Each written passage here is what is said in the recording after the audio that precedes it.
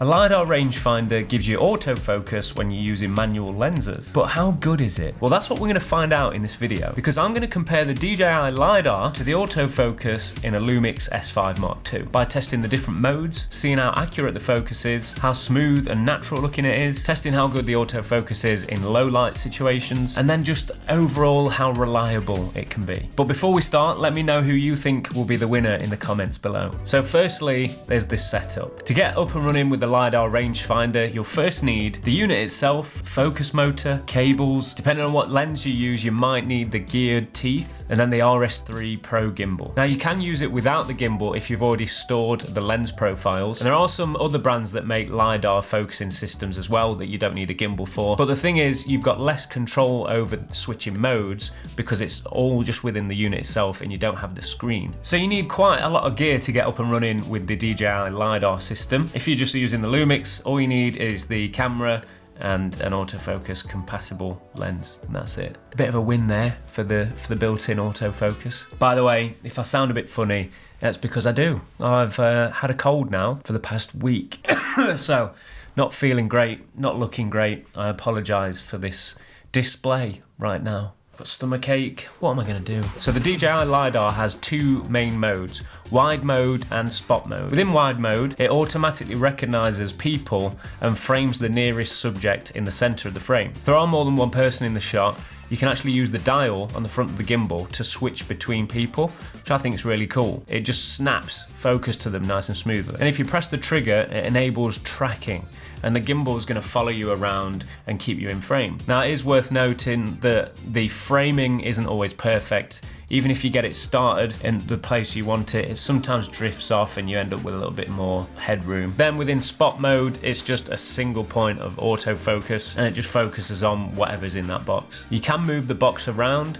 but I found it didn't quite work very consistently. It prioritizes people over objects. There's like a little rectangle in the middle, and you can reposition that by dragging. At the moment, it's focused on Danny Boy, as you can see.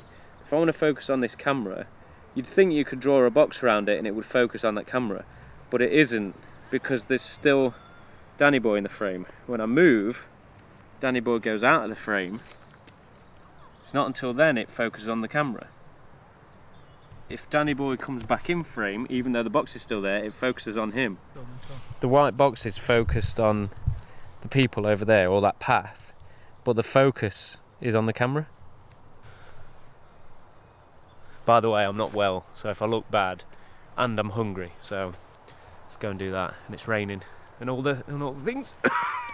Then within the Lumix, you've got heaps of modes, all customizable. You've got full area human detection, zone, spot mode, and you can change the size and where the area is. Then you've got object tracking, which works incredibly well. And then in addition to all these modes, you've also got eye autofocus. So you can be really precise if you're using people as your subject and you want to make sure that the eye contact is spot on, because when you're looking at someone's face, you look at the eyes. So you want to make sure that not just the person's face is in focus, but the eyes are pinpoint sharp. And that's something that the LiDAR cannot do yet. So you can store up to 3 lens profiles in the gimbal. What that means is I can take 3 different focal lengths of manual lenses and store them into the gimbal and switch between them easily, and those lenses are going to be calibrated already, so you know that when you put that lens on and you switch it on the back, it's going to recognize the focus points and the focus throw of the lens so that your subject is always going to be in focus. And it's fairly easy to do, but I have run into a few issues when calibrating the lenses or the focus motor.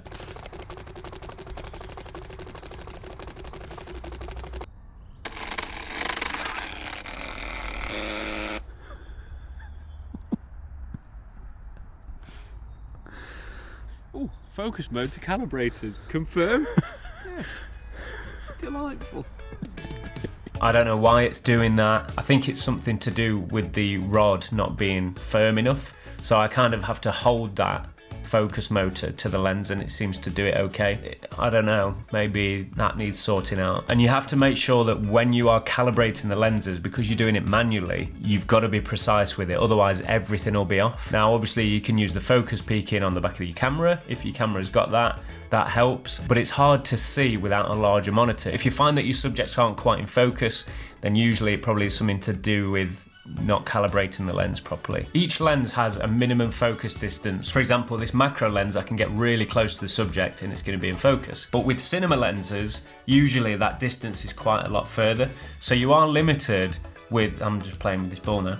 So you are limited with the minimum focus distance depending on what lenses you're using. But there's another factor at play, because on the LiDAR unit itself, it uses a little camera to figure out what's in the frame as well as the LiDAR lasers. But because that camera is sat on top of the main camera itself, the framing of what that's seeing compared to what your camera's seeing is slightly different. So whatever you're pointing your camera at, you've got to think that the LiDAR unit is above that. So the point of focus is different. So if you get really close to something, the LiDAR focus is actually going to be looking over the top of that object. LiDAR focusing is really nice and smooth. I'm extremely impressed by it. It's actually quite natural looking. It uses the focus motor and you can go in and change the speed of the focus on the gimbal. I just used number 1, which is the slowest setting. I feel like it's a good speed really. It looks natural and it's not too slow either. This is where the LiDAR comes into its own, because it performs extremely well in low lit situations. Now you're probably thinking, well, what's the point in this? I'm not gonna ever need to focus on something in the dark.